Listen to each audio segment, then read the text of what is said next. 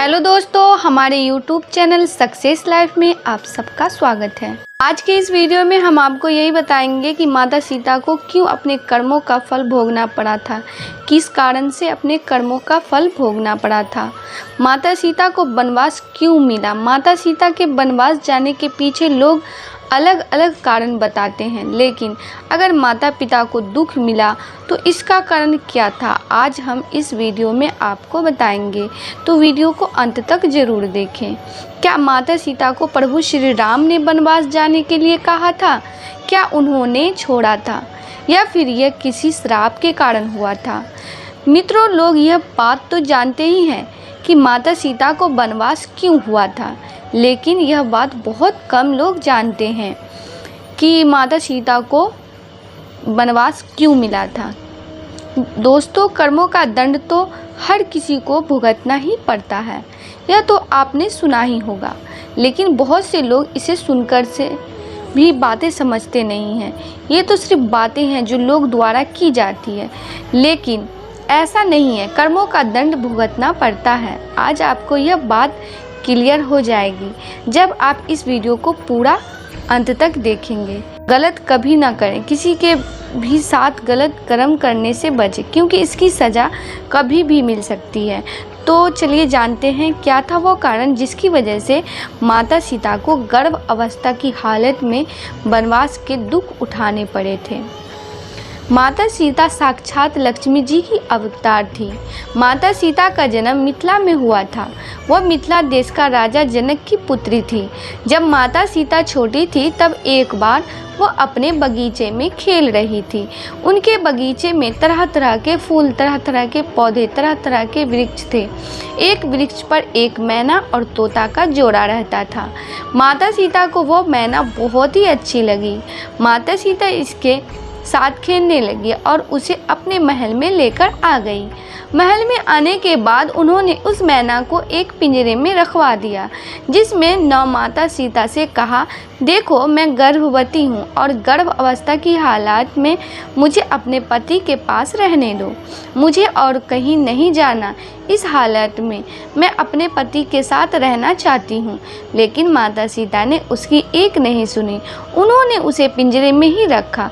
कुछ समय बाद तड़प तड़प कर मैना की जान चली गई। जब ये बात तोते को पता चली तो उसने माता सीता को श्राप दिया कि जिस तरह से तुमने मेरी मैना का जान लिया है, जिस तरह से तुम्हारे कारण वो गर्भ अवस्था की स्थिति में मुझसे दूर रहे और तड़प तड़प के अपने प्राण त्याग दिए, उसी तरह तुम्हें भी गर्भ अवस्था के दौरान अपने पति से दूर रहना पड़ेगा और कष्ट सहना पड़ेगा। दोस्तों, यहाँ पर मैं आपसे ये कहना चाहती हूँ कि कर्म का दंड ऐसा ही है जिसे कोई नहीं बच सकता। अगर भगवान ने भी कोई ऐसा कर्म किए जो अनुचित था तो उसका दंड उनको भी भुगतना पड़ता है। तो हम इंसान क्या चीज़ है, इसलिए किसी भी गलत कर्म को करने से पहले 1000 बार सोचिए कि उस काम को करने से किसी का नुकसान तो नहीं हो रहा है। भले ही किसी कर्म को करने से आपसे बहुत फ़ायदा हो रहा हो, लेकिन अगर उसी काम से किसी और को नुकसान हो रहा हो तो वह काम आप ना करें, क्योंकि यही विधि का विधान है। जो जैसा करता है वो वैसा भरता है। यह बात अलग है कि देर लग सकती है, लेकिन आप अपने द्वारा किए गए कर्म से बच नहीं सकते। रावण की मृत्यु के बाद जब सीता और राम, लक्ष्मण और माता सीता सहित अयोध्या लौटे तो अयोध्या में धूमधाम से खुशी मनाई गई और श्री राम और माता सीता का राज्य अभिषेक किया गया। राज्य अभिषेक करने के बाद 11,000 साल तक माता सीता और प्रभु श्री राम ने अयोध्या पर राज्य किया। अयोध्या जैसी सुखी प्रजा पूरी दुनिया में नहीं थी और ना ही आज तक हुई। प्रभु श्री राम उनका लालन पालन अपने बच्चों की तरह करते थे। श्री राम कभी नहीं चाहते थे कि उनकी प्रजा के मत के विरुद्ध कोई कार्य है। अपने हर फैसले में अपनी प्रजा का साथ चाहते थे। ऐसा कोई फैसला नहीं करते थे जिससे उनकी प्रजा ना खुश हो। प्रभु श्री राम एक मर्यादा उत्तम, मर्दित राजा, मर्दित भाई और दुनिया की हर प्रकार की मर्यादा से परिपूर्ण थे। एक समय की बात है, एक महिला किसी कार्य वस्तु दूसरे गांव में गई थी। जब उस गांव से लौट रही थी तो रास्ते में अंधेरा हो गया और बारिश का मौसम था, तो केवट में नाव चलाने से मना कर दिया। तो वह महिला केवट के घर पर ही रुक गई और वहीं पर रात बिताई। सुबह होने पर जब वो अपने घर पहुंची तो उसके पति ने उसे सवाल किया कि तुम रात भर कहाँ थी? तो उन्होंने बताया कि मैं वर्ड के घर पर रुक गई थी क्योंकि रात में बारिश हो रही थी और केवट में नाव चलाने से मना कर दिया था, परंतु उसका पति नहीं माना और उसने उसे दोषी समझा। केवट के घर जानबूझकर तू रुकी है, तुम्हारा और केवट का संबंध सही नहीं है। इस बात पर वो महिला न्याय मांगने प्रभु श्री राम के महल पहुंची और सारी बात बताई। इसी बात के कारण लोगों ने बातों बातों में माता सीता को भी कहना शुरू कर दिया कि माता सीता भी तो रावण के घर इतने दिन रहकर आई थी, तब तो श्री राम जी ने कोई प्रश्न नहीं किया।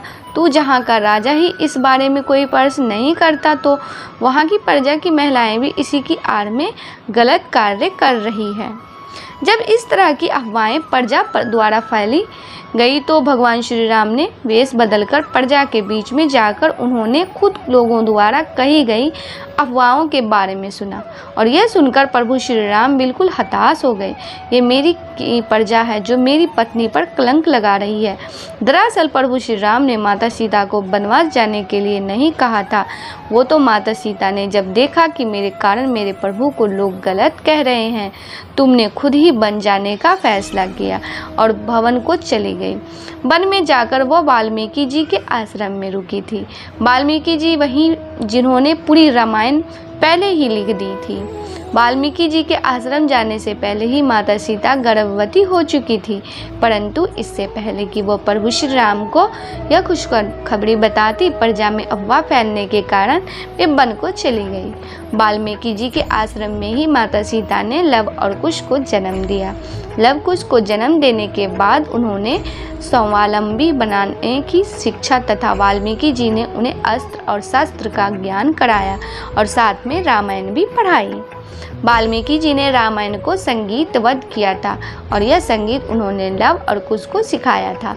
लव और कुश अयोध्या नगरी जाकर उन्होंने ये संगीत इस तरह से गाकर लोगों को सुनाए कि लोगों को पछतावा हुआ कि उन्होंने माता सीता पर कलंक क्यों लगाया और अंततः माता सीता और अयोध्या आई और वहाँ पर उन्होंने कहा कि यदि मैं निर्दोष हूँ, अगर मेरे दामन पर कोई गलत नहीं है तो हे धरती माँ, आप मुझे अपनी गोद में ले लो। उसी समय धरती फट गई और माता सीता धरती में समा गई।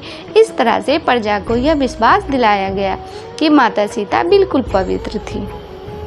दोस्तों, लेकिन जो कुछ भी हुआ, वनवास जाने के पीछे का कारण माता सीता के द्वारा किया गया कर्म ही था। माता सीता के कारण ही वो मैना गर्भ अवस्था में अपने पति से दूर रही और तड़प तड़प करके अपने प्राण त्याग दिए।